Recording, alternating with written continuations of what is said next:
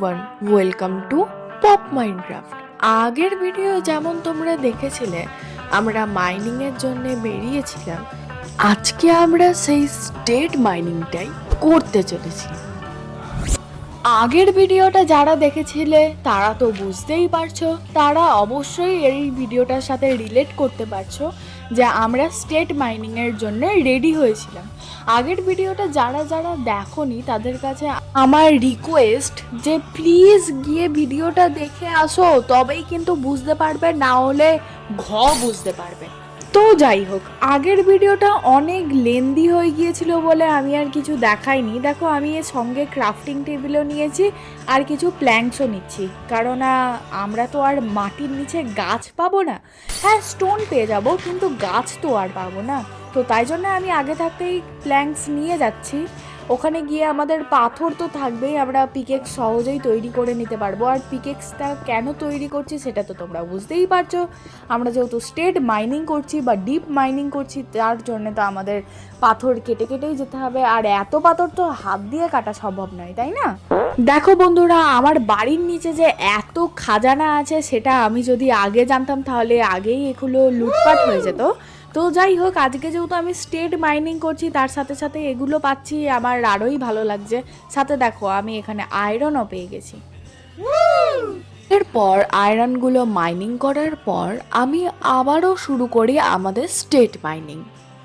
সর্বপ্রথম তো আমি মাইনিং শুরু করার আগে এখানে আমি একটা প্ল্যাঙ্কস বসিয়ে দিচ্ছি, কারণ এইটাই আমার মনে থাকবে যে এখান থেকেই আমাকে বাইরে বেরোতে হবে। আর চারিদিকে আমি টর্চ লাগিয়ে দিচ্ছি যাতে আমি বুঝতে পারি যে এখান থেকেই আমাকে যেতে হবে। কারণ অনেক সময় এমন হয়, দেখবে তুমি এসেছো একটা জায়গা দিয়ে, বেরোচ্ছ তুমি অন্য জায়গা দিয়ে, ব্যাস তুমি কোথায় যাবে কিছু বুঝতে পারো না, কারণ তুমি তো তোমার বাড়ির রাস্তাই হারিয়ে ফেলেছো। তো এই জিনিসটা যাতে আমাদের সাথে না হয়, তো তার জন্য আমি উপরে একটা প্ল্যাঙ্কস বসিয়ে দিলাম। এরপর আমি কটা স্টোন পিকেক্স তৈরি করি, তারপরে আবারও শুরু করি আমাদের মাইনিং। দেখো, ওয়ান ব্লক মাইনিং করা এটা হচ্ছে একটু রিস্কের ব্যাপার, কারণ অনেক সময় এমনও হয় তুমি মাইনিং করছো, সোজা তুমি গেলে লাভার মধ্যে, তুমি তো মরলেই, সাথে ইনভেন্টরিতে যা আছে সব কিছুই মরলো, গেল। তো তাই জন্য এই জিনিসটা যাতে না হয়, তো তাই আমরা দুটো করে ব্লক মাইনিং করব।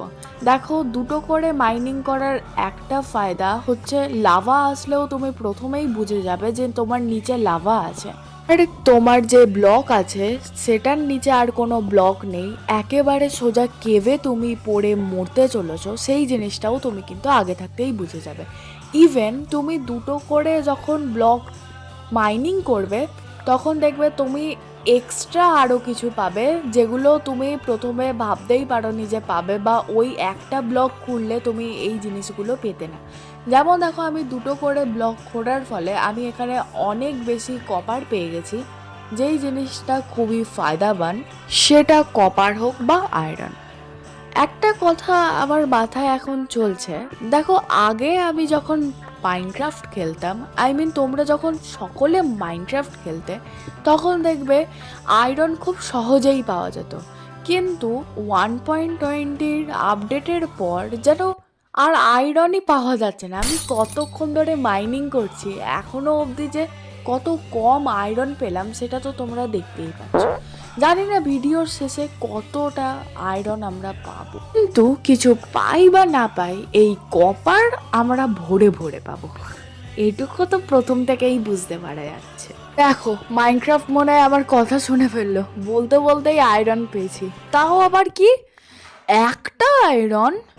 তো যাই হোক, মনে একটু আশা নিয়ে আমি এদিক ওদিক খোঁড়ার পর দেখতে পাই না না একটা নয়, আরো কয়েকটা আয়রন আছে এইদিকে, মানে আর একটা আয়রন। তারপরে দেখো কত কপার পাচ্ছি আমি। শুধু বলেছিলাম না আগের ভিডিওয়ে যে কপারের বৃষ্টি হচ্ছে, দেখো আবার সত্যিই মাথার উপরে কপারের বৃষ্টি হচ্ছে। দেখো এই দেখো, এই দেখো জোরে জোরে পড়ছে। এরপর আমি আবারও মাইনিং করা শুরু করি। দেখো বন্ধুরা, আমি উপর থেকে কত নিচে চলে এসেছি। এরপর তোমাদের একটা টেকনিক দেখাই। দেখো, তোমরা যদি 3টে ব্লক খুঁড়ে তারপরে যদি তুমি এখানে নিচে নামো, তাহলে কিন্তু তোমার হার্ট যাবে না, কিন্তু তোমরা এর বদলে যদি 4টে ব্লক খুঁড়ে তারপরে নিচে নামো, তখন কিন্তু তোমাদের হারটা যাবে। দেখো, এই টেকনিকটা উপলব্ধ করেই আমি কিন্তু এতক্ষণ ধরে নিচে যাচ্ছি।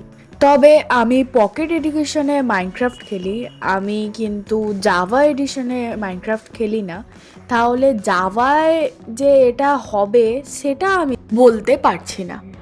দেখো, খুঁড়তে খুঁড়তে আমি কবাল ডিপ স্লেটও খুঁড়ে ফেলি, মানে কতটা নিচে চলে এসেছি তোমরা তো আন্দাজ লাগাতেই পারছো।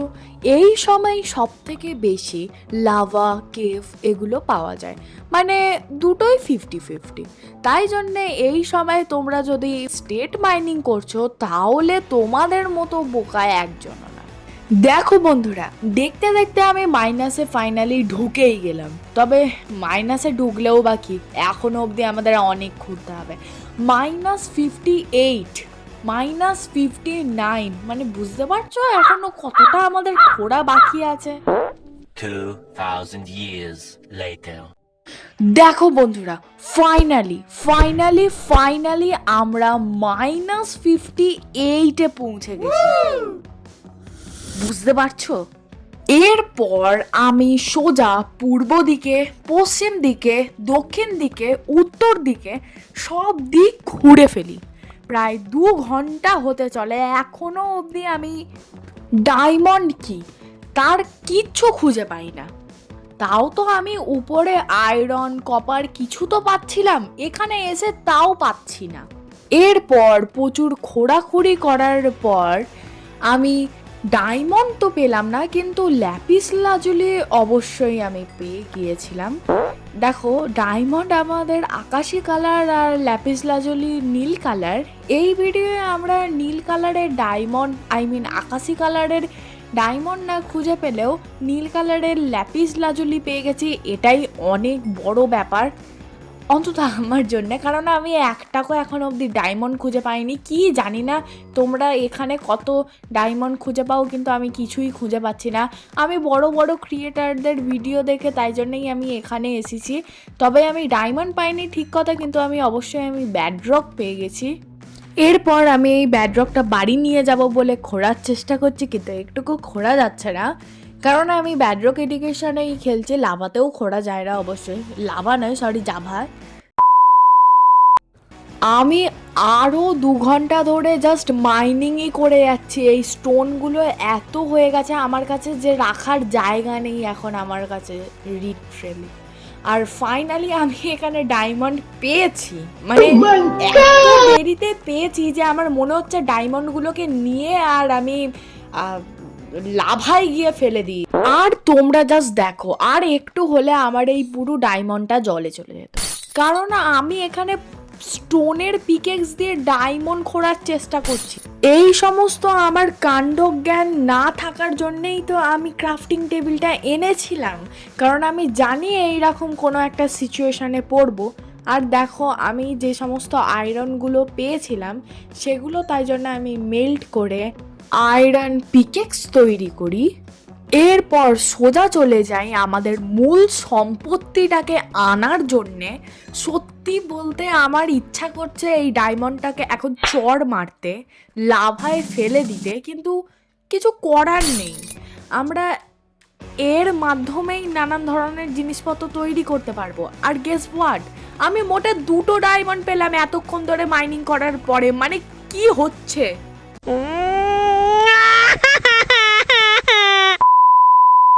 কোথায় ডায়মন্ডের বৃষ্টি হবে সেখানে আমার চোখের বৃষ্টি হচ্ছে, এসব কিন্তু উচিত নয়। ডায়মন্ড দেওয়া সত্যিই খুবই জরুরি ছিল, কিন্তু আমি মোটে 2টো ডায়মন্ড পাই। আমি ভাবলাম হয়তো এখানে আরও ডায়মন্ড আছে, তাই জন্য আমি পুরো জায়গাটাই ঘুরে ফেলি, কিন্তু আফসোস আমি একটাকও যদি ওর ডায়মন্ড পাই, এগুলোও আমি তুলতে পারছি না, ইনভেন্টরি আবার ফুল হয়ে গেছে। কি করব বলো বন্ধুরা? এর পরের বারে যখন আমি ডায়মন্ড খুঁজতে আসবো না, তখন টিএনটি নিয়ে আনবো, সব কটার মুখের মধ্যে ফাটিয়ে দেবো।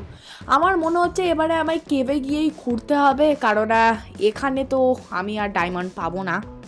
এরপর আরেকটু আধ ঘন্টার মতন খুঁড়ে খাড়ে তারপরে আমি আর ডায়মন্ড না পাওয়ায় আমি এবারে উপরে সোজা চলে যাই। এরপর আমি আমার সমস্ত জিনিসপত্রগুলো এসে আমার বাড়ির সামনে যেই চেস্টটা রাখা আছে সেই চেস্টের মধ্যে আমি রেখে দিই। এরপর কি সোজা কেভেই চলে যাই। তবে আজকে আর না, আবার অন্য কোনো দিন দেখা হবে অন্য কোনো একটা এপিসোডে। হয়তো সেদিন ডায়মন্ড নয়, হয়তো সেদিন অন্য কিছু মাইনিং করব, বাট হ্যাঁ করব। তো আজকের মতো এতটাই। টাটা।